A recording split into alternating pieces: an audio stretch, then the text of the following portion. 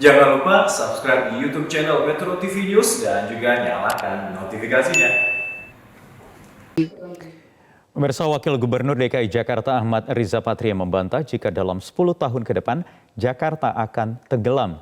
Berbagai cara sudah dilakukan oleh pemerintah provinsi untuk mengantisipasi hal tersebut. Salah satunya dengan program pengalihan air tanah ke PAM atau perusahaan air minum yang bisa mengurangi laju penurunan tanah di ibu kota.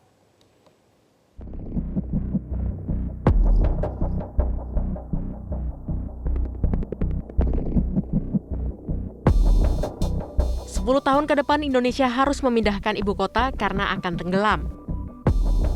Begitulah pernyataan yang dilontarkan Presiden Amerika Serikat Joe Biden dalam sambutannya saat mengunjungi kantor Direktur Intelijen Nasional 27 Juli lalu. Menanggapi proyeksi Jakarta tenggelam, Wakil Gubernur DKI Jakarta Ahmad Riza Patria membantah jika dalam 10 tahun Jakarta akan tenggelam. Riza menyebut berbagai cara sudah dilakukan Pemprov DKI untuk mengantisipasi Jakarta tenggelam. Salah satunya dengan meningkatkan pemasangan pipa PAM ke setiap rumah demi mengurangi penggunaan air tanah.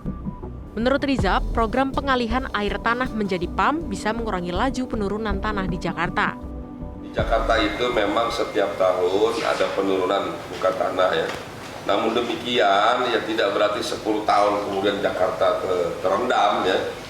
Kita tetap mengupayakan Pemprov DKI Jakarta dengan berbagai cara agar Jakarta tidak tenggelam. Di antaranya adalah umpamanya penyedotan air tanah.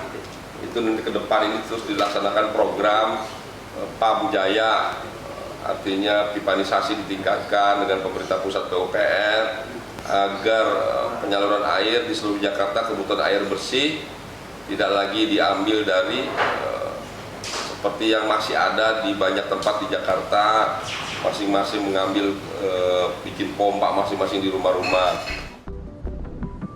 Dengan program ini, Riza meyakini Jakarta tidak akan tenggelam seperti yang disampaikan oleh Presiden Joe Biden.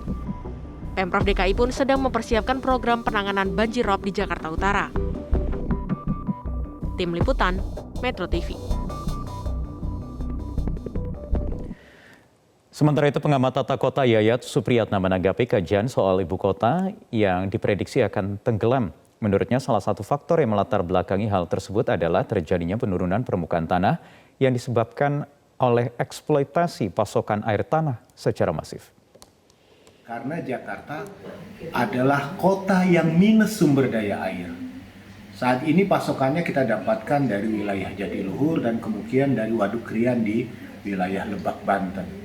Tapi proyek ini pun akan membutuhkan waktu untuk melayani Jakarta. Nah, yang menjadi pertanyaan bagi kita adalah jika ada upaya untuk melakukan peningkatan pelayanan jaringan air perpipaan ke permukiman, pertanyaannya kapan Jakarta 100% terlayani dan bagaimana air bakunya bisa tersedia.